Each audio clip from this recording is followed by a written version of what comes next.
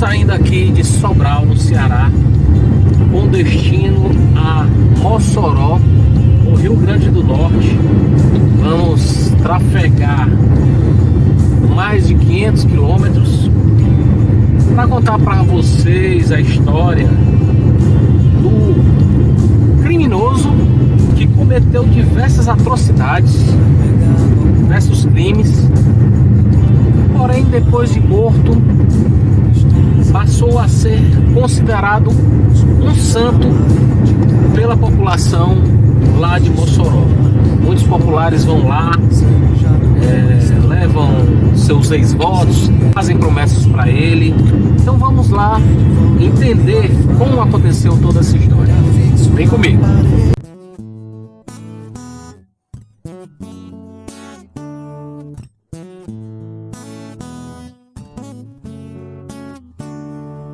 No vazio desse quarto, entre quatro paredes, lembro e relembro os nossos bons momentos, lindos episódios de amor explícito, paixão compartilhada andando de mãos dadas.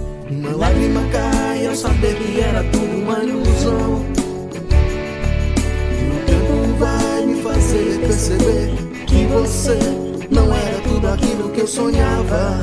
Mentia e dizia que me amava, agora é bem feito pra você.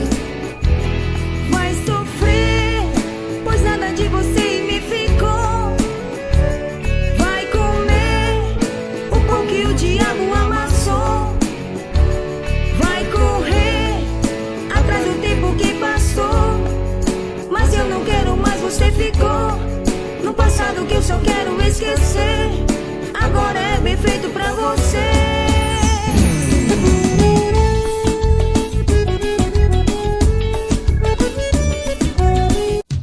Gente, estou aqui nessa cidade maravilhosa, cidade linda, que é Mossoró, no Rio Grande do Norte, e vou contar um pouquinho para vocês sobre a história dessa cidade, né? Mossoró foi fundada em 1852 e é a segunda cidade mais populosa do estado do Rio Grande do Norte. Aqui residem cerca de 300 mil habitantes. Mossoró é conhecida como o maior produtor de petróleo em terra do Brasil. Em Mossoró também é muito forte a fruticultura irrigada, né? Em termos econômicos. E outro fato interessante sobre a cidade de Mossoró é que foi aqui que aconteceu uma das batalhas mais sangrentas assim do cangaço, a época do Lampião, né? Foi aqui em Mossoró onde o bando de Lampião teve a sua única derrota antes da morte do cangaceiro e seu bando, né? Foi aqui em Mossoró que eles foram expulsos. A população uniu-se e expulsou o cangaceiro e todo o seu bando daqui. Aqui eles não tiveram vez. É uma cidade bem servida de hotéis, uma cidade bem servida de comércios, e para a questão de turismo, existem muitos museus aqui. Como exemplo, posso citar o Museu da Resistência, né, que conta essa história do bando de Lampião ter sido expulso daqui. Além do Museu da Resistência, tem o Museu do Petróleo, tem o Museu Lauro da Escócia e tem também o Museu do Sertão. Então, vale a pena conhecer a cidade de Mossoró e todas as suas belezas. Mas eu não vim aqui para falar sobre as belezas de Mossoró, que realmente são muitas e impressionam. Eu vim aqui para contar a história do famoso cangaceiro Jararaca, um dos mais famosos e cruéis do time de Lampião, e que, apesar de todas as atrocidades que o mesmo cometeu, é considerado um santo popular. É importante frisar que Jararaca não foi canonizado, porém os fiéis não parecem ligar para esse detalhe, e o culto ao santo criminoso cresceu tanto que já foram publicadas várias matérias nos maiores veículos de imprensa do Brasil, como o UOL, e no portal G1 das organizações Globo. O fato é tão relevante que até um livro foi lançado sobre o tema. Bom, gente, hoje estou aqui na cidade de Mossoró, no estado do Rio Grande do Norte, para contar para vocês uma história no mínimo estranha, né? Eu conto várias histórias sobre santos populares, pessoas que a população considera como santos, porém não são canonizados pela Igreja Católica, mas isso parece que indifere para eles. Mas esse caso específico de hoje, que eu vou contar aqui, é no mínimo estranho. Por quê? Porque essa pessoa que eles consideram santo hoje, ela foi, antes de morrer, um criminoso dos mais cruéis. Hoje eu vou falar a história do cangaceiro do bando de Lampião, o cangaceiro Jararaca, que é considerado um santo aqui pela população da cidade. Alguns populares, muita gente, por sinal, vai no túmulo dele, faz promessa, coloca lá seu ex-voto quando é atendido, né? Enfim, e para entender um pouco mais como tudo isso aconteceu, vou contar a história dele, né? O Jararaca, seu nome era José Leite de Santana, e ele nasceu em Buíque, Pernambuco, no ano de 1901. E aos 19 anos, o José Leite de Santana entrou para o exército, né? Então, antes de ser cangaceiro, ele era do exército, Inclusive chegou a lutar em batalhas, né? Com a farda do exército. No entanto, no ano de 1926, ele foi convencido, ele ouvia falar da história dos cangaceiros, do cangaço, que estavam tendo muito sucesso, invadindo cidades e roubando, saqueando muito dinheiro. Então ele, provavelmente romantizando toda essa história, ele achou que teria mais sucesso, que enriqueceria mais fácil entrando para o cangaço. Dessa forma, ele procurou conhecidos, pessoas que conheciam o Lampião, para que ele chegasse até a pessoa do Lampião, né? Quando ele conseguiu conversar com o Lampião, Lampião de pronto aceitou, ouviu a história dele, sabia que ele sabia mexer muito bem, conhecia armas, né? Então Lampião achou que seria útil estar com a pessoa preparada junto ao seu bando, né? Então Lampião aceitou. Ele passou a partir daí fazer parte da equipe do bando de Lampião, bando de cangaceiros de Lampião. Junto com Lampião, eles protagonizaram terríveis combates, terríveis capítulos da história do Nordeste. Só para citar um aqui, só para vocês entenderem o tamanho da crueldade que eles praticavam. Certa vez, o bando de Lampião, junto com o Jararaca estava junto, chegaram num casamento, assassinaram o noivo, né? E pegaram a noiva e estupraram. Vários cangaceiros estupraram a noiva.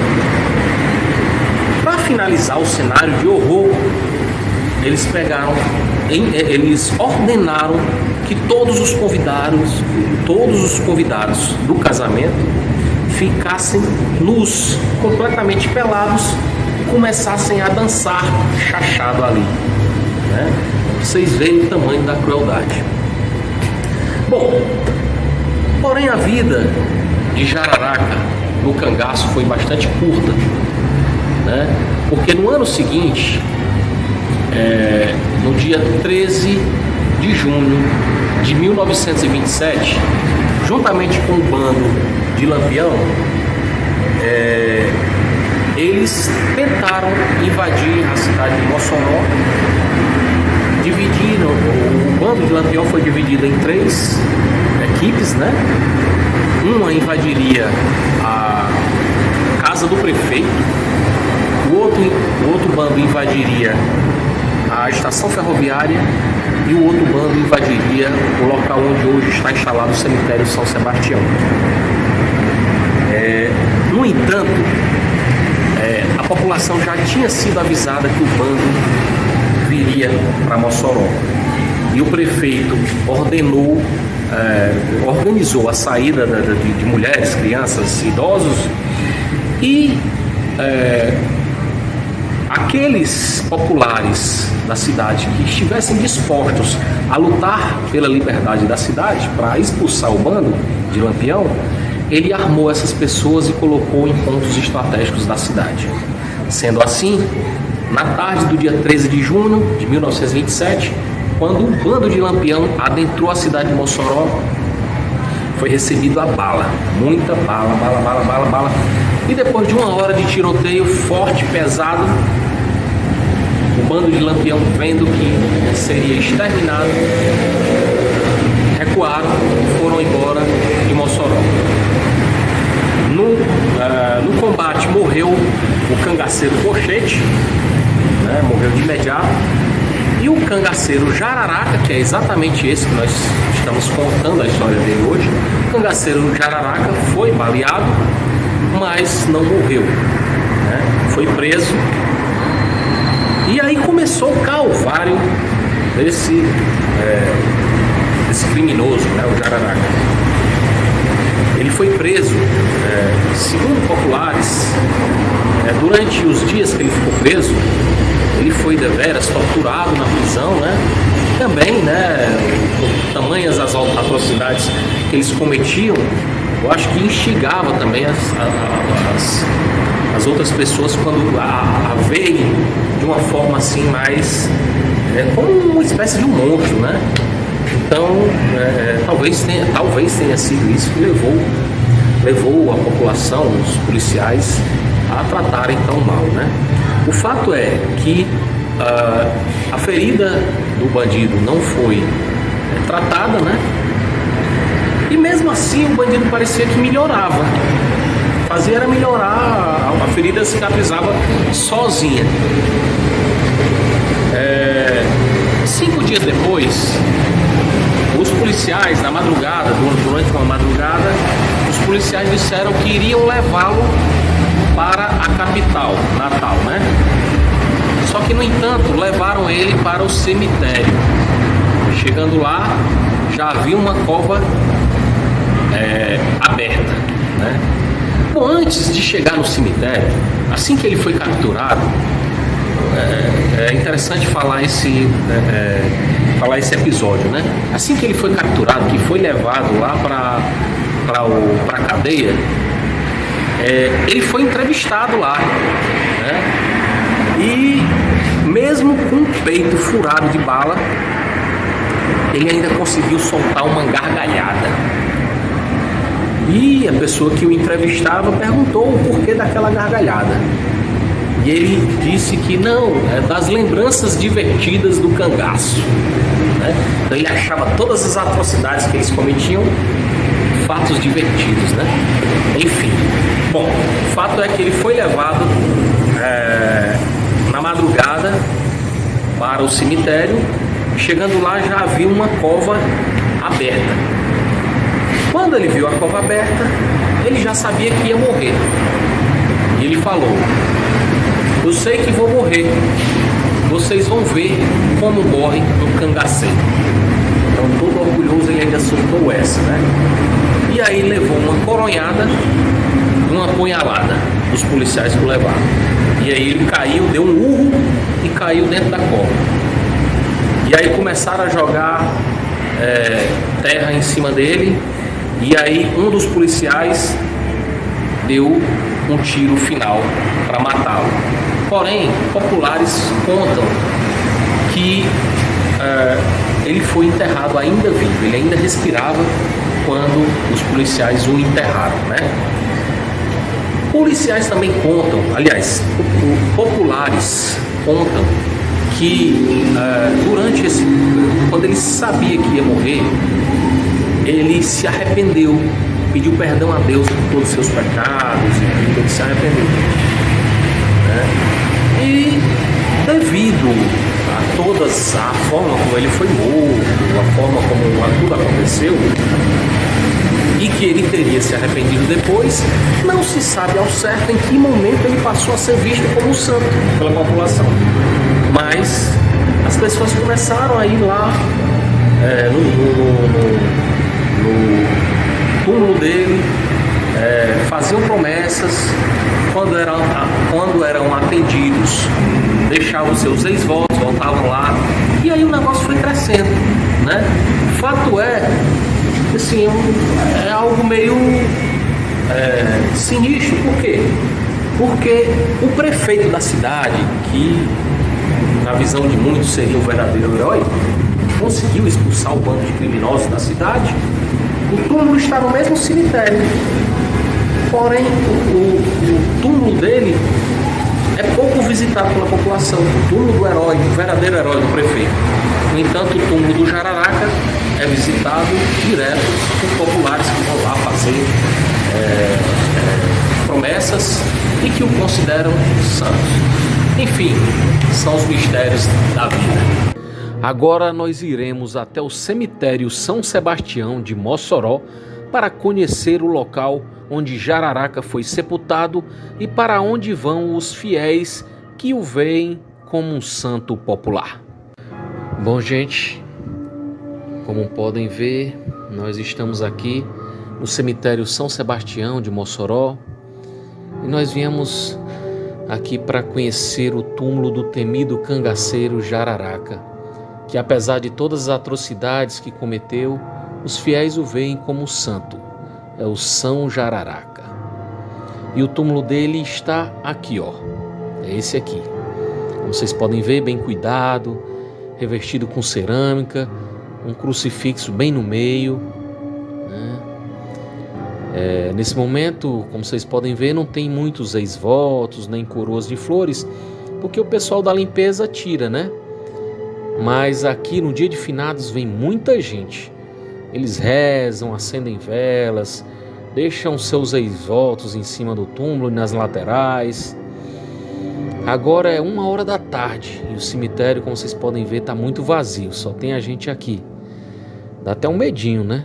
Mas eu tinha que vir aqui para mostrar para vocês o local onde foi sepultado Jararaca, conhecido como o cangaceiro que virou santo.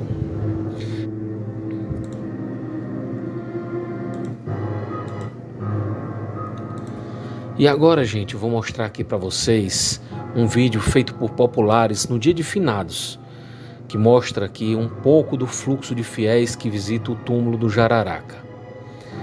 Com certeza, gente, é o mais visitado do cemitério e as laterais ficam repletas de velas deixadas pelos fiéis, como vocês podem ver aí, ó.